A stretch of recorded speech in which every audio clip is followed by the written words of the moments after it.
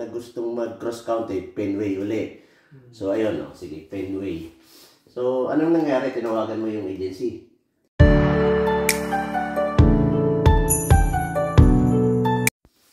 Hello mga kabayan, kumusta po kayo sa lahat po ng mga manonood at sa lahat ng subscriber ko?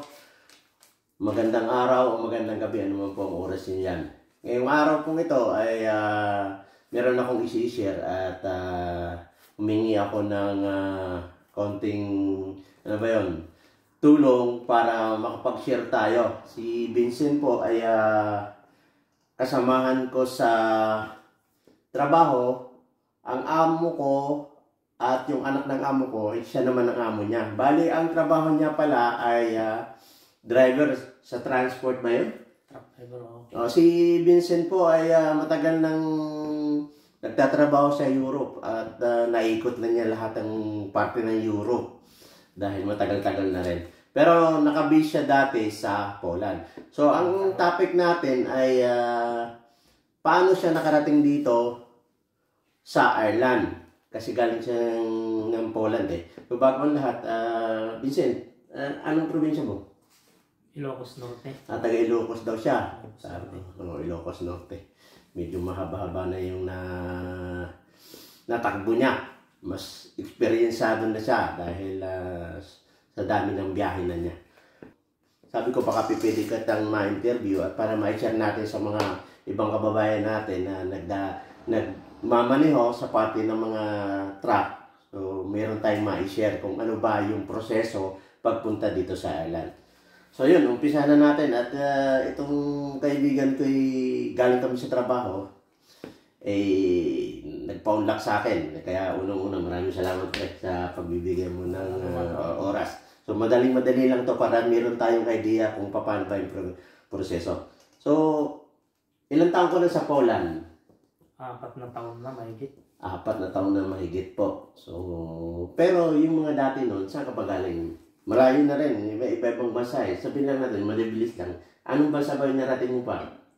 Bago ka nag-Europe? Marami. Marami, galing din ng Middle East? Galing din ako ng Iraq. Galing ng Iraq? Afghanistan. Afghanistan. Africa, masyadong malayo na. Pero mas maedad ho ako sa kanya. Siguro kung tutusin, siguro mahigit na 20 na nag-abroad ka. Oo, 20 lang ako nung umalis ako sa atin. Ayun, mas maraming narating siya sa akin. So ayun, at galing nga siya ng Poland, naka 4 years daw siya. Tapos paano mo naman, saan mo nakita itong kumpanya natin dito sa Ireland? Sa Baya Agency rin? Agency. Nakita mo sa agency. Binigay ng kaibigan yung agency. Siyempre, pag nabiyahe po, siyempre maraming mga, pag doon sa pinaparadahan, maraming mga Pilipino yan. Minsan titigil sila sa gasoline station. So doon nag-uusap-usap sila. Truck parking? Truck parking. Truck parking. So siyempre tatanungin, anong agency mo? May kailangan doon. So ayun, nakita pala ni Vincent o nakausap, may nagsabi sa kanya na may hiring dito. So Baya Agency daw yun. At ano namang agency yun? Fenway. Yun, Fenway daw po. Yun yung binalag ko rin dati na gustong mag-cross county, Fenway uli. So ayun, sige, Fenway. So anong nangyari? Tinawagan mo yung agency? Tinawagan ko yung agency, tapos pinagpasa lang ako ng video. Nag-aatras ako ng trailer papunta sa docking. Tapos nagpasa ka rin ng CD? So ayun, ang hiningi sa kanya ng agency daw ay CD at saka video na nagpapa-atras siya, docking. Ano ba yung docking ba? Sa docking, sa may bay. Sa may bay daw yun. Loading bay. Loading bay, paatras. Ay trailer po ang hawak niya. Trailer ba tawag doon? Trailer. So yun, trailer. Kailangan makita. At pinadala, ng agency, pinadala sa employer. So yung employer naman ay nagustuhan at pina-schedule ka ng interview. Pina-schedule daw po siya ng interview. So madali lang ba yung pagtawag sa iyo, mga 1 linggo lang o may response na agad yung employer?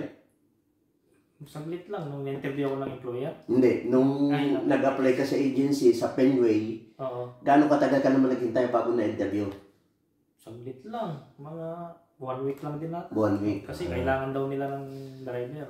So ayun, nag-response agad yung employer. 1 week lang daw po ay na-schedule na siya ng interview. Pero nagpasa na siya ng mga papel. CV at saka yung video na Yun talaga nagpapatras. Yun lang ba? Yun ang kailangan nila yung video. Yun ang kailangan nila na Patunay. napatunay na marunong ka magpatras. Baka ang dala mula ang ay bisikleta. Marathon, di ba? Ayun po, masyado tayong seryoso. So, ayun, pagkatapos ng naselect ka ng interview, matagal ba ang interview? Saglit lang din naman. Tinanong lang din kung anong mga dinadrive. Tinatanong kung anong dinadrive po. Kung ano yung mga dinadala dyan sa Europe. Oo. Ano bang truck ang dala mo dati sa Poland? Anong modelo ng truck? Yung truck namin doon, Scania rin. Scania. Pero ang trailer po sa Europe, side curtain, tinatawag namin side curtain. Scania yung head tractor niya. Tapos yung trailer, anong tawag? Side curtain. Side curtain. Hindi ko gaano kung yung side curtain na yan. Parang prison din. Hindi. Parang flatbed pero nabubuksan mo kasi sa side nun, kabilaan. Anong tawag din na gawa ko na yun. May nabubuksan yung ganun, parang container. Iba naman yun. Yung Wing van yun. Parang wing van naman yun. Wing van. Yung side curtain, talagang kurtina sa gilid na ini-slide mo. Okay. Parang trapal. Trapal. Yun, oo. Yung pong kanya, parang van din, close van, pero may trapal yun na pwedeng hilahilahin. So, ayun, nasa na ba tayo? Nung na-interview ko na at 1 week, so, inayos na ng agency yung mga dokumento. Ano pa bang dokumento? Yung dokumento para ikaw. Oo. So, ano yun? Ito nila. Working. Nagpapirma sila ng kontrata. Tapos nagpapirma ng para sa working permit. Okay. So, yung kontrata, nandun na nakasaad yung mga kung magkano sahod mo. Oo. Ayun. At naulit mo nga pala sa akin na yung tax daw po, ito kakaiba to Kasi karamihan nagbabayad ako ng tax Siya, anong sabi mo sa akin? Yung employer ko nagbabayad ng tax ko. Yun, yung employer niya ang nagbabayad ng tax. Kagaling naman, Wow! Talagang employer ka nagbabayad ng tax. So yun, aayusin na yung visa mo, working permit, at saka visa. So, fast forward tayo, yung visa, working permit, gaano katagal? 1 week lang ang work permit. 1 week daw po ang working permit. Lalabas na yun, 1 week. So, after na lumabas ang working permit, ano naman yung sumunod? Visa na. Visa appearance na. Visa appearance. Ikaw ba nagpunta doon? Oo, ako nagpunta doon. Nagpunta po siya sa ano ba yun? Poland Embassy. Sa Irish Embassy. Irish Embassy. Siya po yung nagpunta mismo, personal appearance po. Mismo siya ang pumunta doon para mag-aasikaso ng visa. So yun, sa visa naman, gaano katagal? Bali, 45 days nung lumabas yung visa ko. 45 days. Ayun. Tapos, yung visa pala, sino pala nagbayad nun? Ako. Pero, 280 zloty lang naman yun. Zloty kasi ang pera doon sa Poland. Zloty. Zloty daw po yung pera doon sa Poland. So, magkano? 280. So, 280 around kung ikaw natin sa euro. Nasa 60 o 80 euro yun. Maliit lang pala. Maliit lang po. 80 euro mga ganon. Sabihin na natin kahit pa 100, walang problema yan. So, 80 euro. Yun po ang binayaran niya. So, yun. Nung lumabas na lahat yung mga visa, working permit at visa, may ticket na. Kailan na sinunod ng ticket? Bumili ako ng ticket. Yun. Isa pa. Yun medyo may pagkakaiba. May tax siya. Pero okay lang yun. Minsan lang. Pero yung tax, kung araw-araw magbabayad kung tayo kada linggo magbabayad, malaki po yun. So, mas para sa akin, okay lang bumili ng ticket at ako nagbayad ng visa. Kasi sa tax naman, buong taon o buong kontrata natin, ang kumpanya ang magbabayad ng tax. So, yun, bumili ka ng ticket. Magkano ng halaga ng ticket mula Poland hanggang dito? 105 euro. Okay, 105 euro. So, yun, 105 euro daw po ang ticket mula sa Poland at papuntang Ireland. So, yung mga gustong pumunta, galing kasi meron nag-message sa akin na kung paano nasa Poland siya. Ewan ko kung ano yung trabaho nun.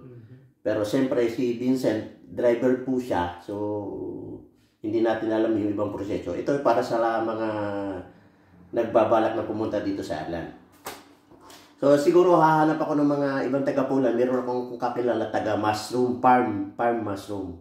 So, sana mamitahan ko yun para ma-interview natin. So, ayun, pagdating ng ticket na papunta na, may ticket na, biyahe na. Siyempre, tayo mga OFW, kung tatanungin nyo, paano? Siyempre, galing tayo ng Poland, may kumpanya tayo doon. Alam na natin yan, huwag na natin kuhanin ko. Siyempre, kahit ako, pag nakakita ako ng mas maganda, opportunity, iiwanan ko yun. Kahit hindi na ako magpaalam, baka hindi pa ako payagan eh. O, di ba? So, ayun, nandito na siya. At nakakailang buwan ka na ngayon dito, Vincent? 2 kalahating buwan na. 2 kalahating buwan. Ako ay maglilima pa lang. So, ayun, may nakalimutan pa ba tayo? Nakalimutan ako. Lahat naman nasabi na, na-share na niya na ganun lang kadali. Ang importante ay qualified ka doon sa hinahanap ng employer, ay okay na po yun. Di ba? So, ayun nga, siyempre, sa ako naman, laging may biyahe siya. Kaya ang bahay, minsan madalang matulugan. So yun, maraming salamat, Vincent, sa pagpapaunlak mo. At sana ay sa uulitin. Ulit, tayo maging mahaba pa ang taong pagsasamahan natin dito. So bali ulitin ko, yung amo niya at ang amo ko ay mag-ama. So yun. So kaya kami magkasama lagi. So yun po, sana po ay meron akong na-share at kung meron po kayong tanong, i-comment na lang nyo sa video ko at sasagutin ko po hanggat kaya ko. So yun, maraming salamat sa mga nanonood at sana itong pagkakataon na ito ay nakatulong kami. Hindi lang ako, ito naman yung ginagawa ko para sa ating mga kababayan. So maraming salamat ulit, pre, sa pagpapaunlak. Yun po, hanggang sa muli at sana ay nandyan lagi kayo sa mga video ng i-upload ko. Hanggang sa muli. Bye-bye.